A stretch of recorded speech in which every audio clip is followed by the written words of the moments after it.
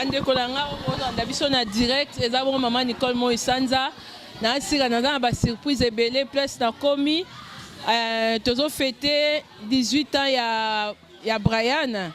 Alors naza bongo pe na Didé Daddy Fort monsieur Resimbi. Hier azobeta musique partout. Samedi nous soit toujours annonce donc ba vidéo na ye. Alors nakangi a peu expliquer biso parce que toza na ba moment ba fête na fin de l'année. Alors Didé Daddy Fort mais alinga loba oyo ye amoni na année 2017 pendant ba musique na ye. Alors tokolanda ye. Mbote Didé Daddy Fort.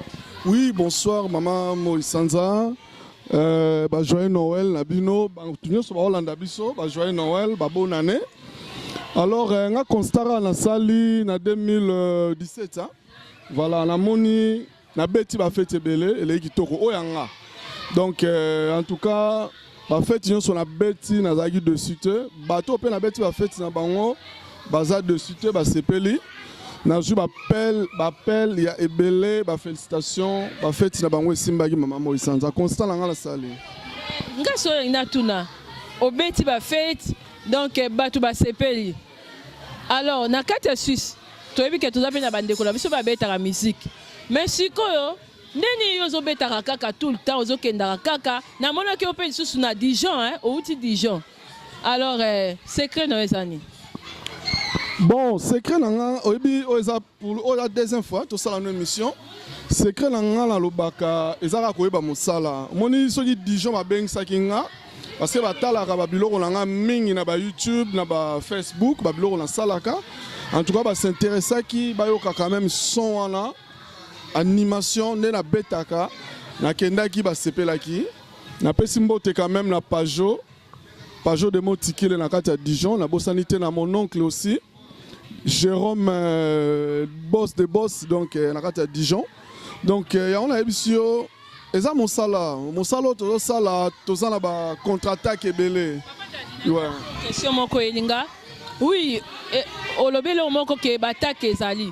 Mais est-ce c'est arrivé là que non na kati ya musala o ya musique o air moko poza oza desi peut-être na batu ba beng saka yo po beta eloko nini oyo côté mabe oyo MC ozomona pendant que banda obeta musique peut osa sollicité partout même na libanda.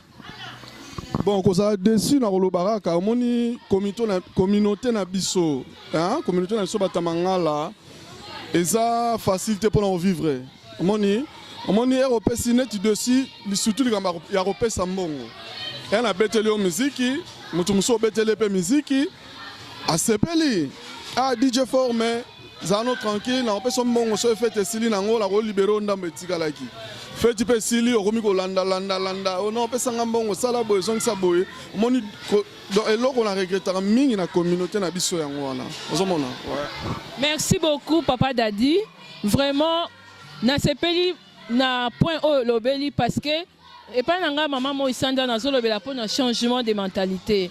Eza bien mingi ke ba musique na yo o sepelisaka batu nyonso na awa na kutio na fête batu bazo sepela bana na esengo parce que musique sans fête donc fête baby. Mais nanga yisu na poser question moko.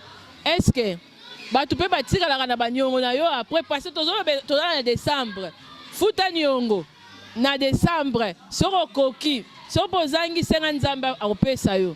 Alors est-ce que ça pe na batu musu ke obeba na bango quand même émission na musique ba pesi mbongo mabe opesa ki confiance ou bien si bon na rotanga ba komona bango te parce que c'est intimité baza ebele na communauté na biso surtout batamangala baza na bango omoni conscience na yo moko fo sala to ye fête na beteli o fête bato ba sepeli ba meli alors ce qui mbongo ya muntu etikali libérer mbongo na ye quand même yo po sepela ki na sepeli sibino baza na bango na rotanga ba komona bango te mais ya makama nzambe peut-être yango penza mazo pambolanga malgré bazo tchanga bakal donc nzambe bazo pambola kaka.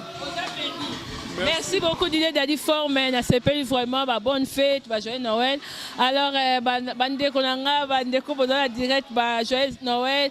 Merci beaucoup Mingi, bandeko bozala ki wana pona kolanda. Merci papa Camille, yem tazo filmer biso à GoPro de Lumière Nzambe na Switzerland.